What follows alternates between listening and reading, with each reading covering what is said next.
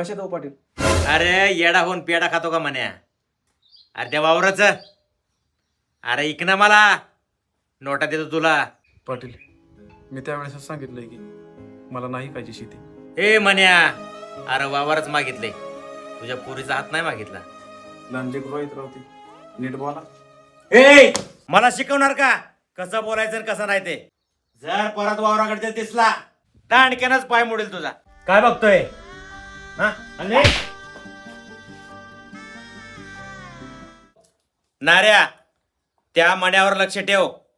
कुठं जातोय, कुणाला भेटतोय आणि काय करतोय, सगळी अपडेट मला पाहिजे. सरपंच त्या पाटलाला सांगा राव, लय त्रास देतो. अहो लागण करायसाठी सरी काढली, सरीतच पाणी सोडलं. काल राव मका पेरायला ट्रॅक्टर बोलावला होता, ड्रायव्हरलाच मारलं. राव त्या पाटलाच्या बियाणी ट्रॅक्टरवाला बियाणा पेराय. तुम्ही राव काहीतरी सांगा राव त्या सरपंच पाटलाला. तो कशाला त्या पाटलाच्या नादाला लागतोय? ते पहिल्यापासूनच आडमुठ आहे. मी बोलतो त्याला, सांगतो तुझा. हा पाटील सरपंच बोल लवकर बोल. अजून एक काम होतं. अहो ते मुलीचं लग्न जमलंय, थोडं पैशाचं. पैशाचं किती लागतात पैसे?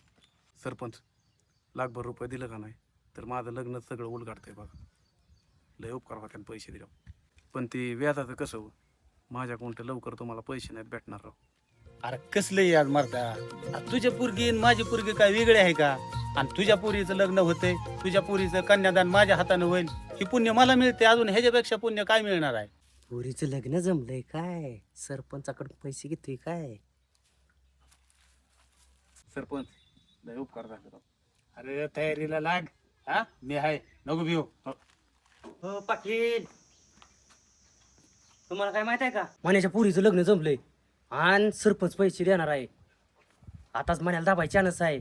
आता जर तुम्ही मण्याला दाबला तर ती 2 एकर आहे का नाही तुमच्या नावा होणार. हॅलो सरपंच,